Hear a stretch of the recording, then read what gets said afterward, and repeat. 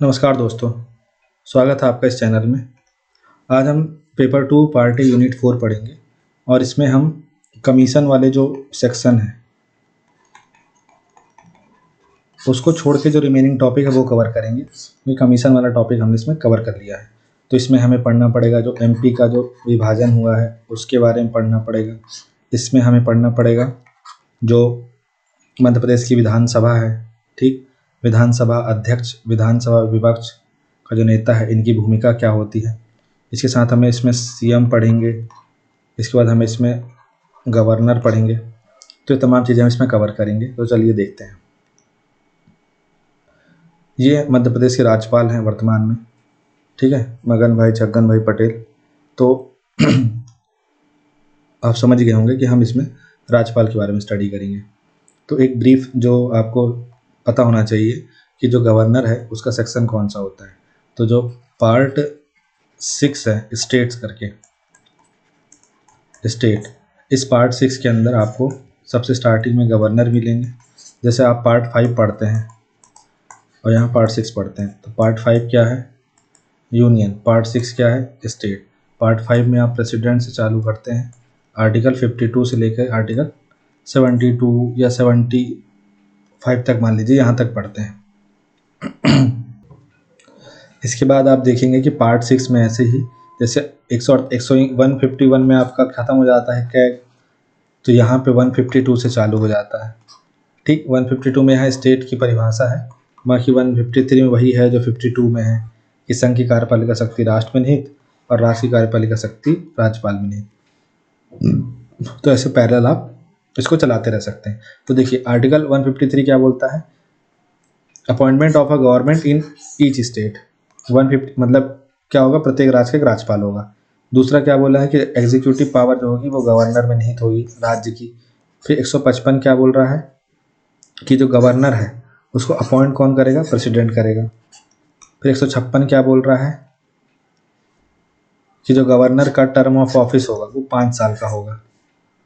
फिर 157 क्या बोल रहा है, जो क्वालिफिकेशन है वो गवर्नर की क्या होती है। तो भाई पहले तो भाई इंडियन होना चाहिए, उसको 35 वर्ष होनी चाहिए, ठीक है। ये क्वालिफिकेशन तो 2 मस्ट ही होनी चाहिए। इसके अलावा फिर आप देखिए इधर ये details, the condition of office for the governor.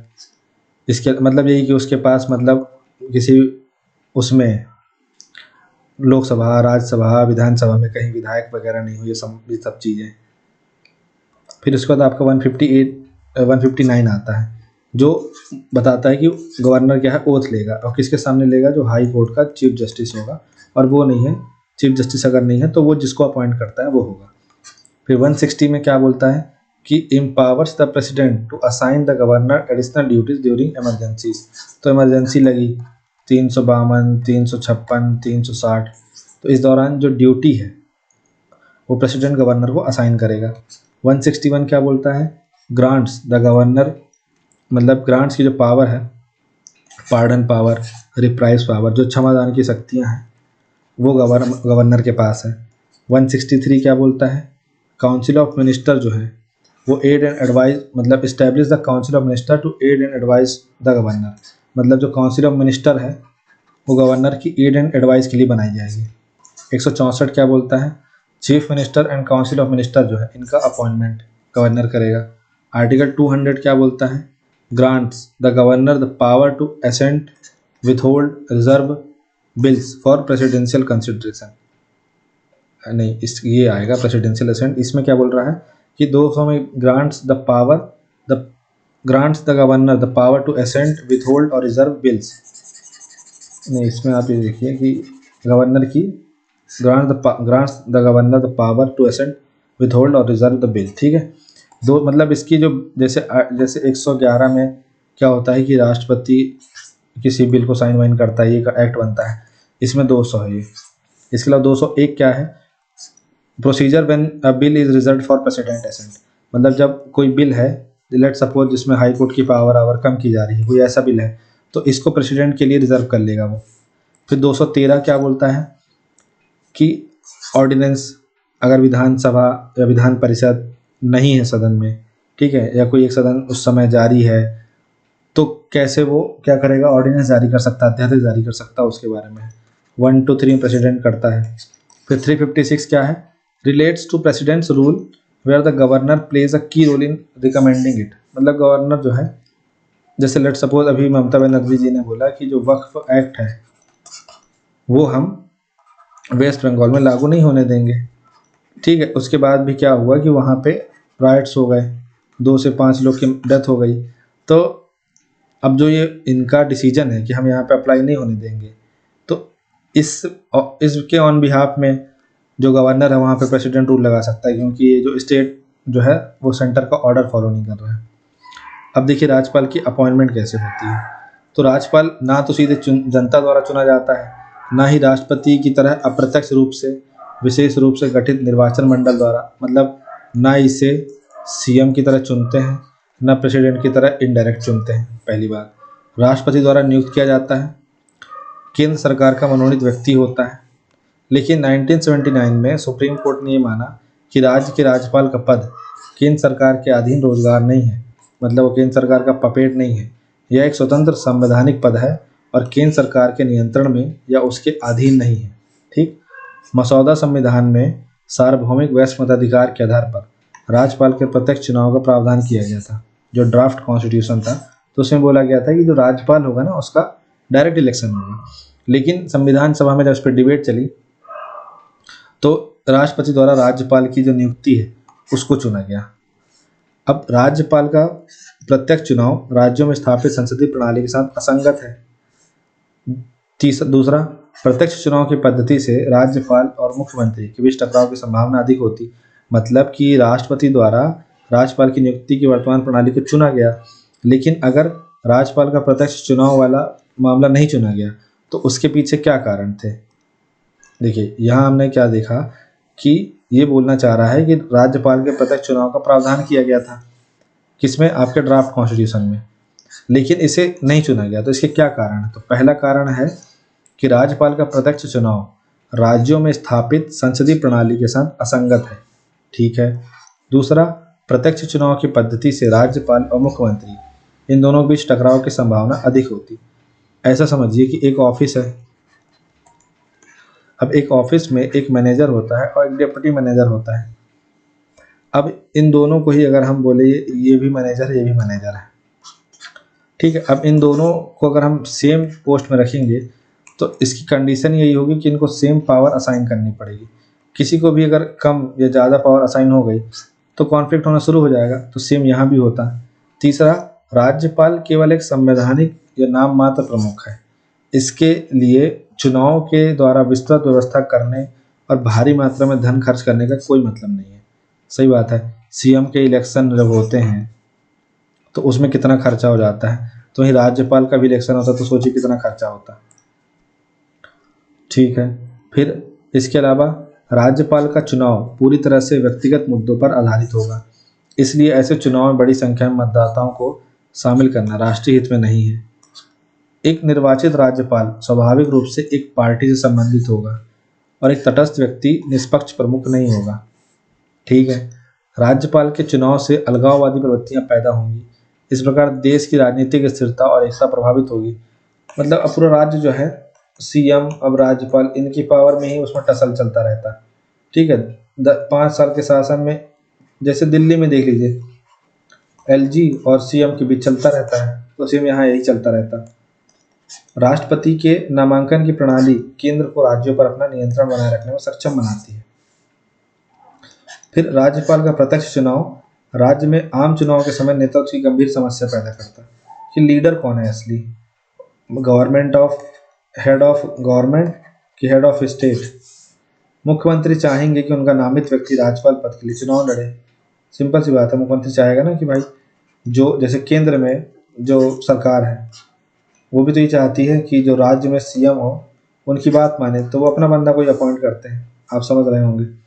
इसलिए अमेरिकी मॉडल जिसमें राज्य के राज्यपाल को सीधे चुना जाता है को हटा दिया गया और कनाडाई मॉडल जो कनाडा में चलता है, इसमें प्रांत के राज्यपाल को गवर्नर जनरल या केंद्र द्वारा नियुक्त किया जाता है, को संविधान सभा में स्वीकार कर लिया गया, ठीक है। आई होप सो आप इसको समझ गए होंगे। जरूरी नहीं कि ऐसा क्वेश्चन आए पर भी फिर भी आ सकता है, तो ध्यान में रखिए। संविधान में राज्यपाल के रूप में किसी व्यक्ति की नियुक्ति के लिए केवल 2 योग्यताएं हैं। उसे भारत का नागरिक होना चाहिए और 35 वर्ष की आयु पूरी करनी चाहिए। ठीक। इसके अतिरिक्त पिछले कुछ वर्षों में 2 परंपराएं और हो गई। पहली ये कि बाहरी व्यक्ति होना चाहिए, यानी वह उस राज्य से संबंधित नहीं होना चाहिए जहां उसे नियुक्त किया जाता है, ताकि वह स्थानीय राजनीति से मुक्त रहे। जैसे देखिए, अब पहले हमारे राज्यपाल थे पट्टाभी सीतारामैया, ये भी एमपी के नहीं थे। ठीक है। फिर आप उसके बाद वर्तमान में जो पटेल जी है, ये गुजरात के हैं आपके। इनके पहले आनंदीबेन थी, वो गुजरात की थी। तो आप मोस्टली देखेंगे कि एमपी से एक एक व्यक्ति जिनका एमपी में जन्म हुआ था, एमपी के सतना में, वो बने थे। लेकिन इस जो वांचू नाम था उनका, तो वांचू जी जो थे वो सतना के थे। ठीक है। तो ये बने थे, लेकिन इसके अलावा ऐसा अभी तक नहीं, और अब होता भी नहीं है कि उस स्टेट में जो राज्यपाल बने उसी स्टेट का हो। दूसरा, राज्यपाल की नियुक्ति करते समय राष्ट्रपति को संबंधित राज्य के सीएम से परामर्श करना आवश्यक है, ताकि राज्य में संवैधानिक तंत्र का सुचारू संचालन सुनिश्चित हो सके। हालांकि कुछ मामलों में दोनों परंपराओं का उल्लंघन किया गया है। अब वो तो सुप्रीम कोर्ट का आदेश है, कोई कॉन्स्टिट्यूशनल डिसीजन तो है नहीं कि नहीं मानेंगे तो दिक्कत होगी। अब राज्यपाल की शक्तियां देखते हैं हम और कार्य देखते हैं। तो राज्यपाल की अगर आप शक्तियां देखेंगे तो राज्यपाल के पास भारत के राष्ट्रपति के समान ही कार्यकारी, विधायी, वित्तीय और न्यायिक शक्तियां होती हैं। उसके पास राष्ट्रपति की तरह कोई कूटनीतिक, सैन्य, आपातकालीन शक्तियां नहीं होती। राज्यपाल की शक्तियों और कार्यों का अध्ययन निम्नलिखित शीर्षकों के अंतर्गत किया जा सकता है। तो आपको क्या याद रखना, राज्यपाल के पास जो पावर है वो एग्जीक्यूटिव है, वो आपकी कैसी है, लेजिस्लेटिव है, वो आपकी जुडिशियल है, और वो आपकी फाइनेंशियल है। ठीक। अब आप अपने से अंदाज़ा लगा लिया करिए कि किस सेक्शन में क्या आएगा। लेजिस्लेटिव वाले में आप इतना याद रखिए, जो कोई बिल है उसमें साइन करना आएगा। ठीक है। इसके अलावा और क्या आएगा, बिल को होल्ड करना प्रेसिडेंट के लिए। तो ये 2 तो आपको ऐसे ही याद है। फिर इसमें अपॉइंटमेंट आएगी, तो किसको किसको अपॉइंट करता है, तो आप लिख दीजिए भाई कि वो किसको अपॉइंट करता है। एमपीपीएससी का जो अध्यक्ष है उसको अपॉइंट करता है। ठीक है। उसके बाद जो आपका स्टेट का इंफॉर्मेशन कमिश्नर उसको अपॉइंट करता है। ठीक। इसके अलावा जो स्टेट का ह्यूमन राइट्स कमीशन उसको अपॉइंट करता है। इसके अलावा ये सस्पेंशन करता है, तो एमपीपीएससी का जो अध्यक्ष होगा उसको सस्पेंड कौन करेगा, राज्यपाल करेगा। पर रिमूवल उसका कौन करेगा, प्रेसिडेंट करेगा। फाइनेंशियल में आप लिख दीजिए कि जो फाइनेंस बिल आएगा उसके बारे में लिख दीजिए। ठीक। इसके बाद आप जुडिशियल में लिख दीजिए कि क्या करेगा, क्षमादान करेगा। तो मोटा माटी ये तो अगर आपके 7 मार्क में आए तो आप तो इसको ऐसे ही बना ले जाएंगे। तो एग्जीक्यूटिव, लेजिस्लेटिव, फाइनेंशियल और जुडिशियल, ये 4 पावर आपको याद रखनी है। प्रेसिडेंट में ये बढ़ जाती हैं। तो हम देखें एग्जीक्यूटिव पावर, तो राज्य की जो कार्यकारी कार्रवाइयाँ होती, जैसे हमने पढ़ा 154 में कि जो गवर्नर होगा उसमें राज्य की कार्यपालिका शक्ति निहित होगी। तो जितनी कार्यकारी कार्रवाइयाँ हो रही हैं औपचारिक रूप से उसके नाम से ही होती हैं। दस्तावेजों को प्रमाणित करने के तरीकों को निर्दिष्ट करने वाले नियम बना सकता है। कामकाज के अधिक सुविधाजनक संचालन और मंत्रियों के बीच उक्त कामकाज के आवंटन के लिए नियम बना सकता है। ठीक है। ये 3 काम तो याद रखिए। अब लेकिन बेसिक काम मेन जो है, मुख्यमंत्री की और अन्य मंत्रियों की नियुक्ति करता है। आप शपथ ग्रहण समारोह देखेंगे कोई सा, तो उसमें जो सीएम होगा उसको शपथ दिलाएंगे, और जो 7-8 या फिर लगभग जो कैबिनेट में मुख्य जो 7-8 लोग शामिल हैं उनको शपथ दिला दी जाएगी। उसके बाद फिर उस प्रोटेम स्पीकर बनाता है और वो सबको भी शपथ दिलाता है विधायकों को। तो मुख्यमंत्री की और अन्य मंत्रियों की नियुक्ति कर देगा। जो राज्य के महाधिवक्ता हैं उनकी नियुक्ति करेगा, पारिश्रमिक निर्धारित करेगा, उनकी इच्छा पर ही पद धारण करेगा। जैसे कि अगर आप देखेंगे कि अटॉर्नी जनरल जो होता है सेंटर में, उसके साथ भी राज्यपाल ऐसे ही करता है। राज्य चुनाव आयुक्त की नियुक्ति करेंगे, रिमूवल लेकिन हाई कोर्ट जज की तरह हुआ, ये हटा दो। नियुक्ति राज्य चुनाव आयोग की करेंगे, राज्य लोक सेवा आयोग के अध्यक्ष की, सदस्यों की नियुक्ति करेंगे, राज्य में विश्वविद्यालयों के कुलपतियों की नियुक्ति भी करेंगे। मुख्यमंत्री से प्रशासन और कानून के प्रस्तावों से संबंधित कोई भी जानकारी मांग सकता है। वह राष्ट्रपति को राज्य में संवैधानिक आपातकाल लगाने की सिफारिश कर सकता है। वह राज्य में विश्वविद्यालयों के कुलाधिपति के रूप में कार्य करता है। ठीक है। अब इनको कुलपति जो नियुक्त करते हैं उनको कुलगुरु बोला जाने लगा है। पढ़ाई भले ठीक है। विधायी शक्तियाँ, राज्यपाल राज्य विधानमंडल का अभिन्न अंग है।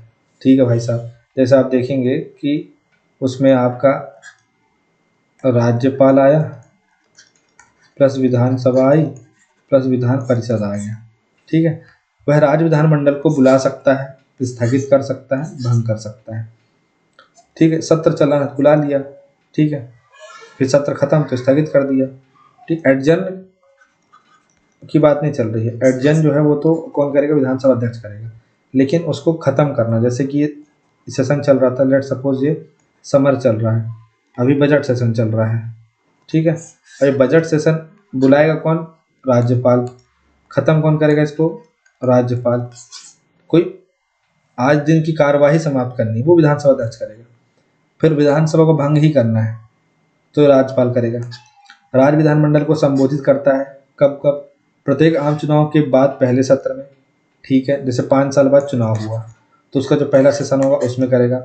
और प्रत्येक वर्ष के पहले सत्र की शुरुआत में, मतलब प्रत्येक वर्ष के पहले सत्र की शुरुआत में क्या होता है, आपका बजट सत्र होता है। तो जब बजट रखा जाता है उसके पहले राष्ट्रपति का केंद्र में और राज्यपाल का राज्य में अभिभाषण होता है। वह विधानमंडल में लंबित विधेयक या अन्यथा के संबंध में राज्य विधानमंडल के सदन या सदनों को संदेश भेज सकता है कि भाई ये जो बिल है, लेट सपोज कोई बिल पेंडिंग है कि ओबीसी रिजर्वेशन वाला पेंडिंग है, मान लो कि इसको 14% करो या 27% करो, इससे संबंधित बिल पेंडिंग है, तो इसका क्या चल रहा है, इस चीज़ को मंगा सकता है। वह राज्य विधानमंडल के किसी भी सदस्य को अध्यक्ष उपाध्यक्ष दोनों के पद रिक्त होने पर इसकी कार्यवाही की अध्यक्षता करने के लिए नियुक्त कर सकता है किसी को। ठीक है, वह राज्य विधानमंडल परिषद के सदस्यों का छठा हिस्सा, मतलब 1/6 सदस्य जो हैं राज्य विधानमंडल में साहित्य, विज्ञान, कला, सहकारी आंदोलन, सामाजिक सेवा में विशेष ज्ञान या व्यवहारिक अनुभव रखने वाले व्यक्तियों में से नॉमिनेट करता है। मतलब राज्य विधान परिषद, जैसे आपने देखा होगा कि राज्यसभा में 12 लोगों को प्रेसिडेंट क्या करता है, मनोनीत करता है। ऐसे यहाँ पे 1/6 लोगों को, जितने भी मान लीजिए कि जितने भी लोग हैं वहाँ पे 100 लोग हैं मान लो, तो 100 का 1/6 लोग जो है वो अपॉइंट करेगा। वह चुनाव आयोग के परामर्श से राज्य विधानसभा के सदस्यों की अयोग्यता के प्रश्न पर निर्णय लेता है।